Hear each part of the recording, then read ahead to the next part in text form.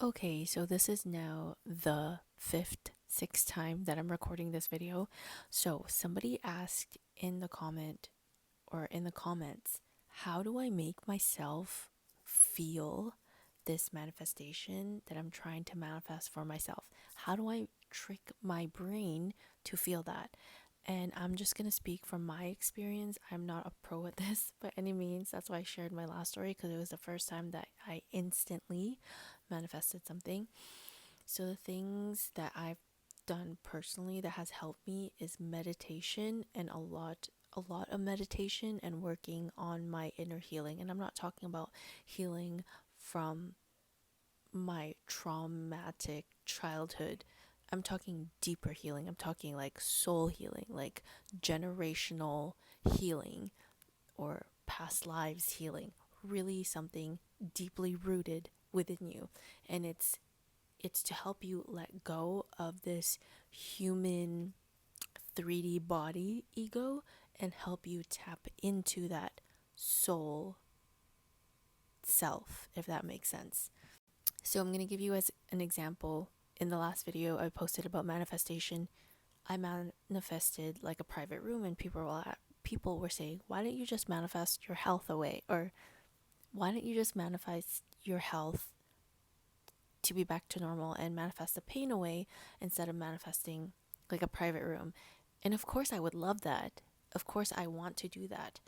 But my ego self and my technicality, conscious technical self, which is the ego, is trying to understand everything and have everything in place in order for it to make sense to you. So that's like a human ego. So my ego in this sense is a technicality portion where I do have a medical background. So for me, I have my technicality thinking is saying you need to get diagnosed, or I need to get diagnosed in order for this to go away. And to overcome that, you have to tap into the subconscious soul level where people say it's being delulu that makes your manifestations happen, because really your mind is not really putting everything in order to make something happen. Rather, it's just allowing it to happen in a delusional standpoint. But really, it's like that soul etheric level that you're tapping into. I hope that makes sense. So I'm looking at my notes because this is the fifth or sixth time that I've tried to record this video. So I'm like, oh my gosh, I need to break this down to make it make sense for people.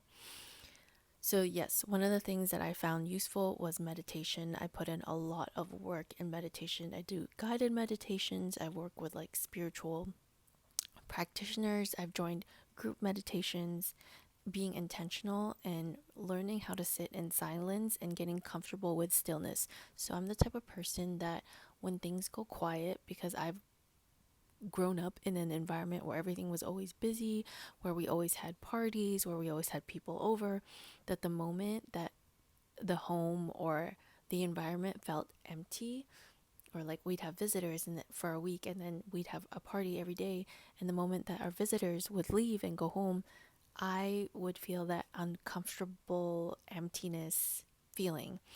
And that is something that I'm still trying to work through, is getting comfortable with stillness in my resting period, as I should say.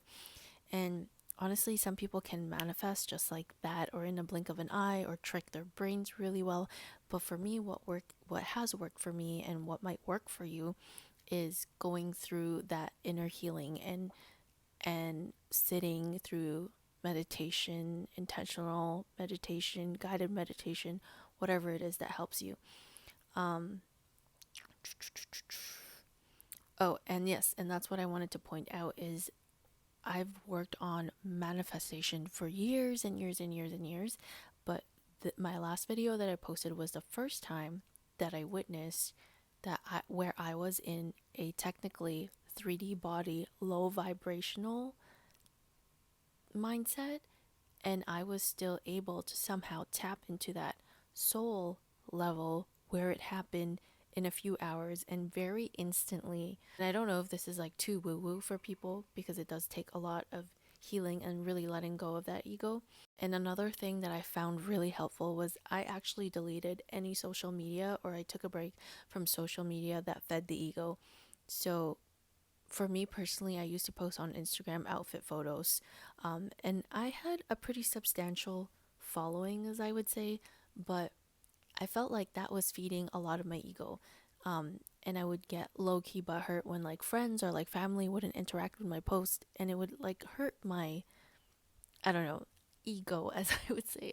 I feel like I've used that word 1,000 times in this video, but after I took a break, I started posting again on social media, on Instagram. I accidentally reactivated. I started posting things that didn't have to do anything with my face or my body or whatever. I posted like sunsets or like views of the ocean, and I couldn't care less whether or not people interacted with it or not. And that really allowed me to separate like my 3D self ego versus where my soul is, which is where you need to tap into. I think from my last video, I was able to tap into the non-ego based manifestation, and I relate this so much to my religion. Like, I'm Catholic and spirituality, and I just think how like Jesus or like monks, they wear the same thing day in and day out. I don't know what they're technically called, but they're literally wearing robes, living beneath or below their means, which I think when it's very ego based, we think of very materialistic things, or like flashy clothes, or like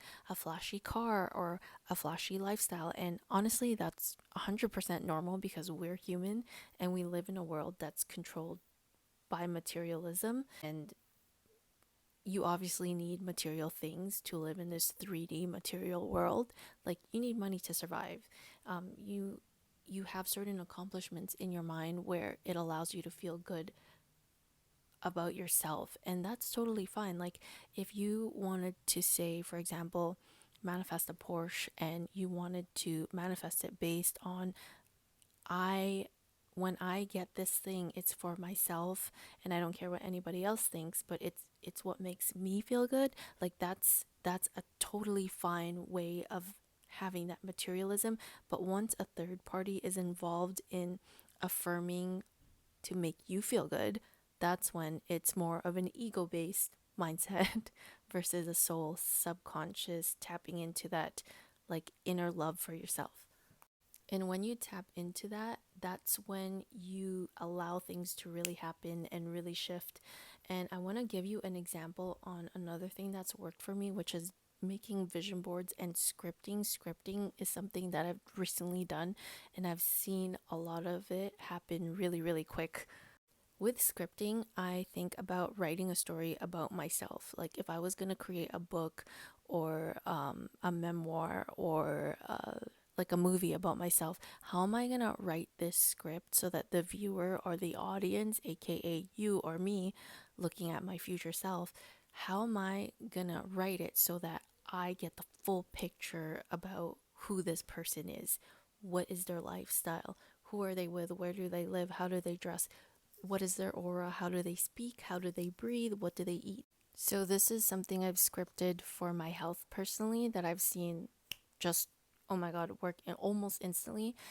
I'm physically, spiritually, mentally fit. Every atom and cell in my body is working in harmony.